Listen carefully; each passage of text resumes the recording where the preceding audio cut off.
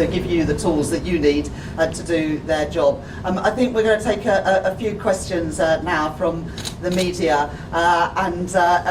Gemma, a few months ago, I promised that Look North would get the first question post-budget, and I'm going to deliver on my word, Gemma. So I'll talk directly to the people of West Yorkshire, especially Leeds. Yes, well, it's good to see you keep a promise, Chancellor. I was talking to people on the High Street in Pudsey yesterday in your constituency, and it won't surprise you, they are really struggling with the cost of living. They see the price of things go up and up and up, and wages haven't kept pace with it. Businesses are still reeling after the measures in last year's budget, and today extending that freeze on income tax thresholds will really hit working people. So when you're back up north, what will you say to your constituents? Can you look them in the eye and say things are going to get better because of the budget? So for people in Leeds, West and Pudsey, and people all around the country, in Yorkshire and beyond, there will be a reduction of £150 in your energy bills from April next year. That is tangible difference, money in the pockets of working people. And in addition to that, we're freezing NHS prescription charges. We're freezing train fares. So if you're getting on the train in Bramley or in New Pudsey, it's going to be a bit cheaper than it would have been next year. And we're doing all of those things because I know that the cost of living is still a real challenge for people, day to day, week to week, month to month. And that's why in this budget, I am taking direct action to tackle the cost of living. But also, if you are being seen at LGI or St James's Hospital, or going to your GP surgery in Armley or Bramley, then also people will know that we're putting money into our NHS and those new neighbourhood health centres to take the pressure off the hospitals and have people treated closer to home. Next question, Shahad. Chancellor, there was a lot of pressure on you and your government in the lead up to this budget. Plenty of backbenchers have expressed frustration and anger. In this budget, you have scrapped the two-child benefit cap, which has meant that some of them are quite happy. Do you think you've done enough to appease all of them? My focus in the budget is on the country and the people who elected us into government last July. I know that the number one concern for people is the cost of living, which is why we've taken £150 off of people's bills by removing some of those levies and the eco scheme, which has been an utter failure, and using that money to cut people's bills. But I'm just chatting here to some of the nurses and other staff at the hospital.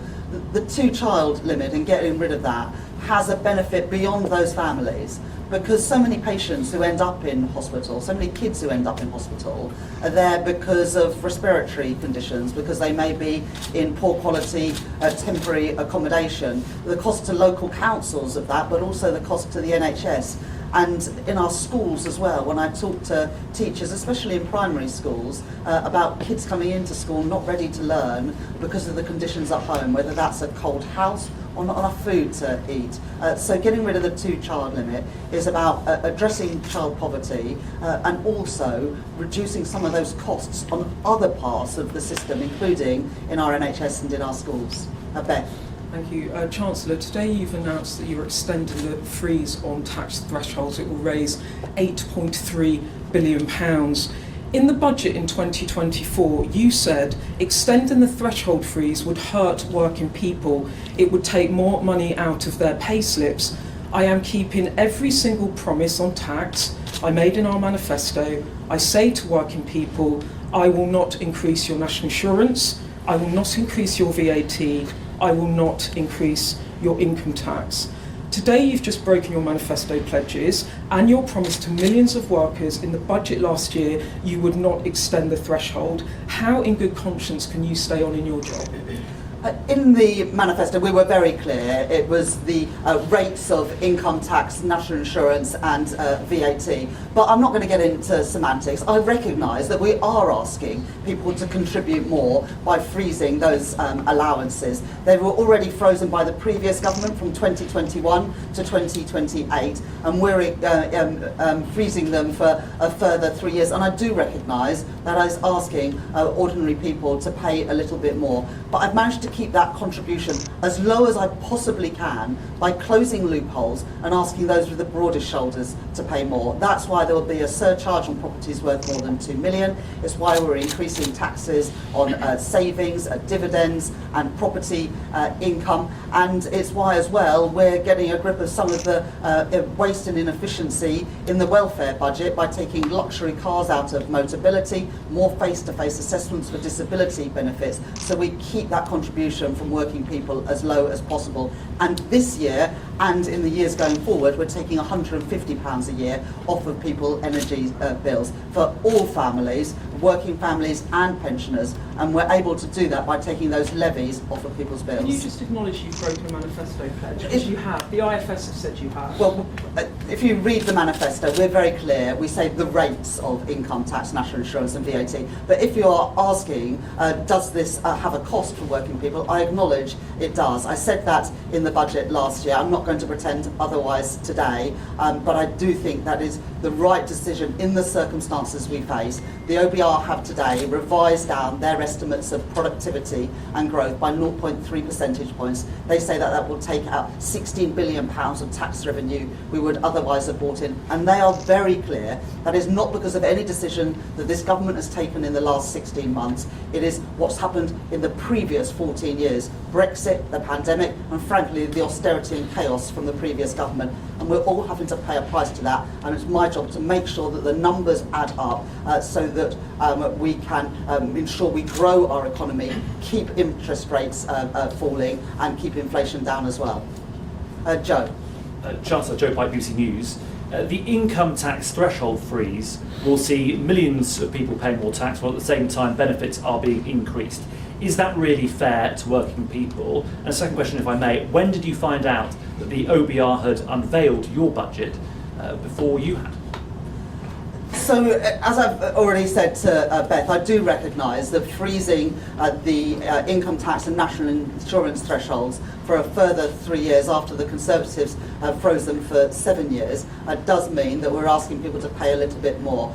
We're freezing them from 2028 and we are putting money in people's pockets now by taking money off their energy bills. And that is the right thing to do because it helps bring down inflation and helps people now when I know that the cost of living is still a real challenge. And in answer to your question around the OBR publishing my budget before I delivered it, I found out when I was in the chamber. Paul. Hello, Chancellor.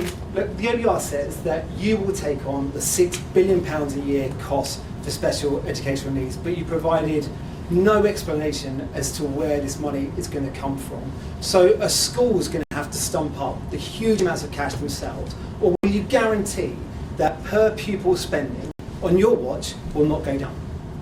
So for the next 2 years, and I set this out very clearly in the spending review, we've extended the statutory override for local authorities and we absorbed that money in the spending review. Bridget Phillipson, the Secretary of State for Education, is reviewing at the moment SEND. That's not about money, that's about creating a system that actually works for kids, their parents, for schools, and she will set out that the results of that early in the new year. I believe that we should, wherever possible, integrate children into mainstream schools. That's not always possible, but I would like to see that happening more. But it'll be up to Bridget to set out those reforms. But as I say, we have extended the statutory override for the next 2 years, and we put more money into the schools budget in the spending review just before the summer. Lewis from ITV Digital. Hello, Chancellor. You are raising minimum wage, which sounds like good news, but we've got an unemployment problem in this country.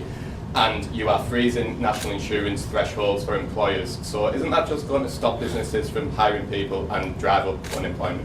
Well, we've increased the national minimum wage for 18 to 20-year-olds from £10 to £10.85 an hour, and we've increased the main rates of the national living wage from £12.21 to £12.71 an hour, giving a pay rise to, I think, around 2.5 million of the lowest paid people in our country. And that is the right thing to do, because if you go out to work every day, you should be able to pay the bills and put food on the table and pay the rent or the mortgage. But we know that that's still not the reality for many people today, and we're still not paying the minimum wage and the national living wage is still not the rates of a real living wage that is calculated independently. So I think it's the right thing to do, to increase those rates, to put more money in people's pockets. And actually the biggest concern I think for businesses is that consumers don't have enough money in their pockets, and so they're not spending on the discretionary things, whether that's a meal out, a night out, a weekend away with the family,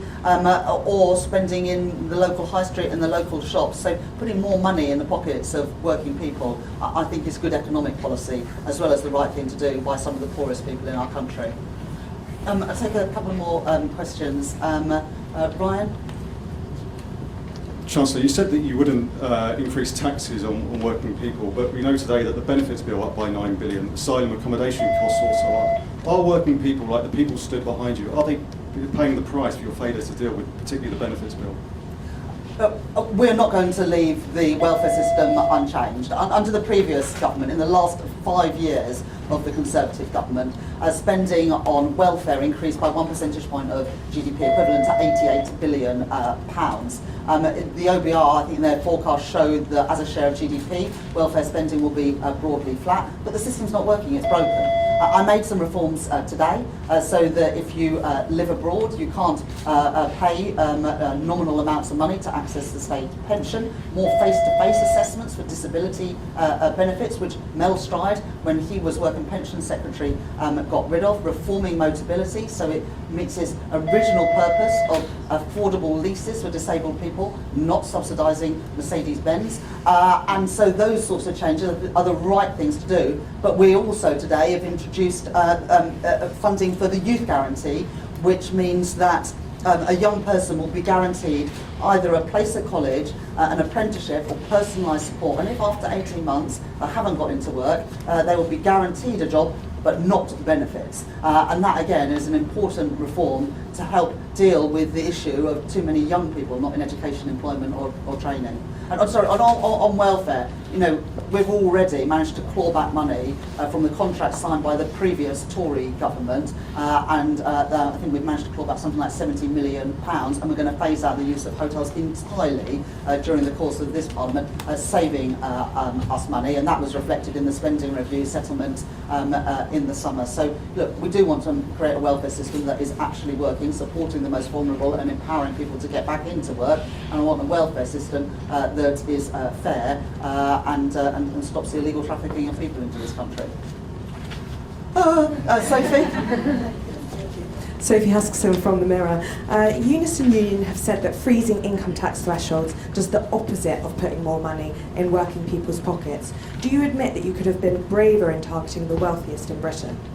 As I said, I do recognise that we are asking everyone to make a contribution for the security of our country and the brightness of its future. I said that in the speech today, and I also said in the speech today that I'm not going to pretend that that is not asking for a contribution. The Tories, when they were in office, froze the thresholds and said nothing to see here. I'm being open and honest that that is from 2028. Freezing thresholds for a bit longer, and that does have a cost. But we're putting money now in the pockets of working people with £150 off their bills, money off of rail fares, frozen prescription charges, as well as fully funding the childcare offer of 30 hours of free childcare for preschool children, more free school meals for 500,000 kids whose parents are on universal credit, rolling out universal breakfast clubs at all primary schools. All these things about putting money in the pockets of ordinary working people, as well as the increases in the national minimum wage and the national living wage that I've set out today. But look, you can see the distribution analysis tables in the budget documentation that came out today. This is a highly progressive budget. The biggest winners are those on the lowest incomes, and those who are asking to pay more are those with the broadest shoulders, those who have properties worth more than £2 million. The landlord who pays less tax than their tenant. Those are the right things to do, and they're progressive reforms. And because of that, we've managed to keep the contribution from working people as low as possible.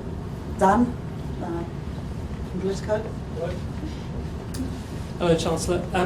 A lot of the tax rises that more than half of the income to the Treasury from the tax rises you've announced today actually takes effect, sort of comes in after the next general election, in sort of 2030, 2031, do you think it's credible to suggest that this will definitely happen? And given things are so volatile in politics, will you still be Chancellor then? I don't think that anything comes in that late, actually.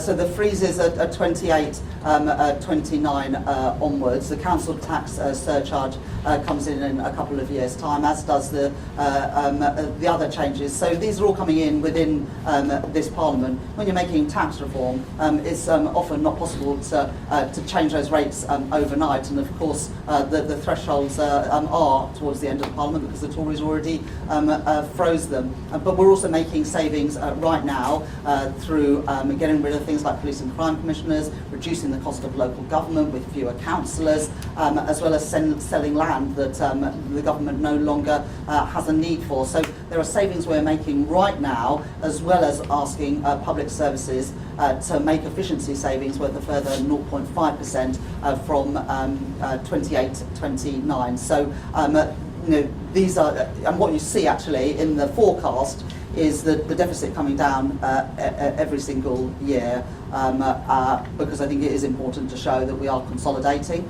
We're not going to be spending more than we can afford, and the IMF, I believe, have confirmed that we have the fastest rate of consolidation of our public finances of any country in the G7.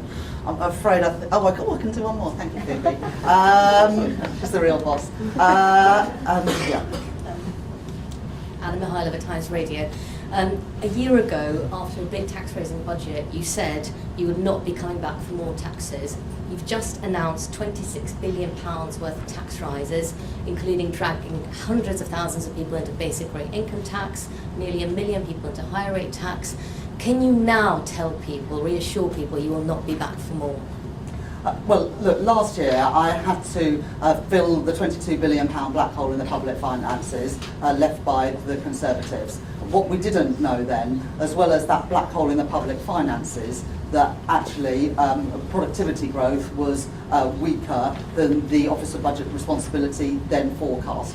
They've been really clear in their documentation today, available before the budget, that productivity forecast based on the past is now expected to be 0.3 percentage points lower a year. That hits growth to the same amount and reduces tax revenues by £16 billion a year. And although I believe that we can beat those forecasts, we've beat them this year. The OBR said the economy was going to grow by 1% this year. We've grown it by 1.5%.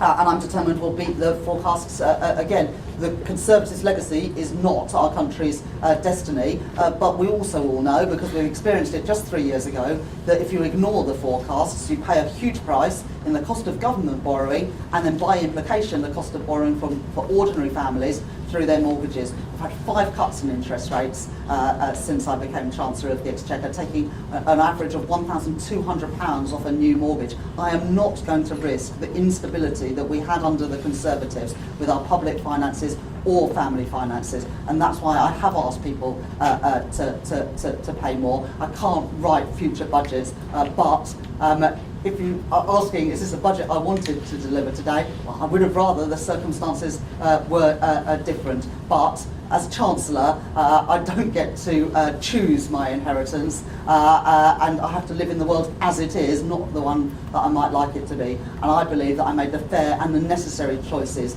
given the fiscal circumstances. I'm afraid that's all that I'm sorry. I think that's all that we've got time for this afternoon. But thank you very much, everybody, for coming along, and thank you particularly for the staff here. Thank you very much.